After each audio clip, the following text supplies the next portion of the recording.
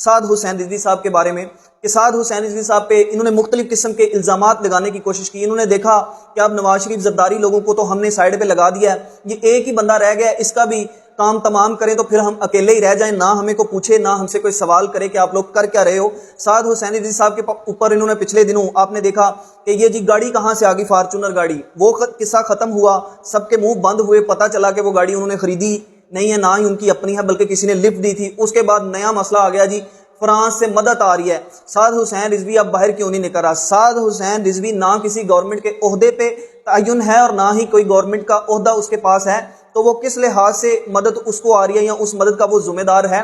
वो तो गवर्नमेंट के अंदर ही नहीं है, ठीक है, वो एक सियासी लीडर है और उसके पास अभी कोई सीट नहीं है, तो वो किस तरह से उसका दिफा करेगा या बात करेगा उसके ऊपर। फ्रांस की मदद आ रही है, आपकी नवाजिशें जो आपने फ्रांस के साथ मिलके पाकिस्तानियों पे जुल्म किए थे उसके बदले में वो आपको इनाम दे रहे हैं, तो वो आप लोगों को आ रही है। तो तीसरी बात इसके अंदर ये है, अभी साद हुसैन रिजवी के ऊपर ही मैं रहूंगा। तीसरी बात अब नई शुरू हो गई है जी, साद हुसैन रिजवी का बहनोई वो जी सफीर तयन हो गया फ्रांस के अंदर। यार कहाँ से जाते हो तुम लोग, कहाँ से ये बातें बना लेते हो? क्या सारी सियासत आपने झूठ के ऊपर ही करनी है? कोई तहकीक तो कर लिया करो।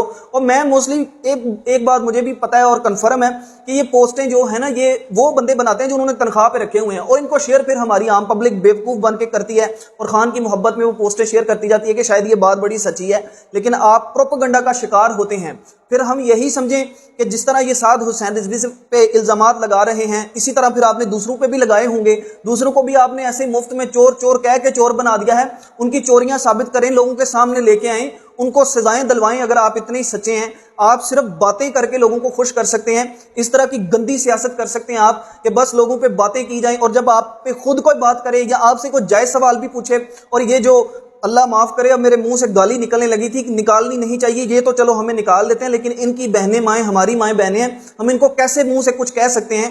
तो ये आगे से जवाब देने की बजाय गालियां निकालना शुरू कर देते हैं। कैसे अजीब लोग हो तुम, सियासत की वजह से आपस में एक दूसरे के पाकिस्तानी भाई, मुसलमान भाई, आप इन लीडरों की वजह से दस्तों गिरे बां होने को तैयार हो। आप लोगों को शर्म नहीं आती कि इस तरह की सियासत नहीं होती? लीडर को सपोर्ट करें, जिसको मर्जी करें, लेकिन ये अंदाज तो नहीं है ना सही। और मैं वो साद हुसैन रिजवी की बात कर रहा हूं, उनके साथ एक और बड़ी इन्होंने ज्यादती की है। एक तो ये इल्जामात लगा लेते हैं, हर जगह इनके इल्जामात लिखे जाते हैं, शेयर होते हैं, लेकिन उन लोगों को इन्होंने ऑफिशियली तौर पे टिकटॉक और फेसबुक से बैन करवाया हुआ है ताकि वो अपने लगे हुए इल्जाम का दिफा भी ना कर सके और एक्सप्लेन भी ना कर सके। और ये काम पीटीआई की गवर्नमेंट ये बड़ा दावा करते हैं ना कि जी हम आजाद फ्रीडम स्पीच के हक में, ऐसा कुछ भी नहीं है। इन्होंने फेसबुक और टिकटॉक से, सब जानते हैं इस बात को, उनको ऑफिशियली तौर पे बैन करवाया हुआ है कि कोई उनकी वीडियो आपने कभी देखी है फेसबुक पे? नजर ही नहीं आती। तो वो कोई भी वीडियो चाड़ी है, उनका नाम भी वीडियो, मैंने एक वीडियो में उनका नाम लिया, गाड़ी के अबाउट वीडियो थी, कोई उसमें पॉलिसी वायलेशन का कोई मसला नहीं था, लेकिन वीडियो डिलीट कर दी क्योंकि सिर्फ उनका नाम था उसके अंदर। तो इस तरह की तो ये सियासत करते हैं,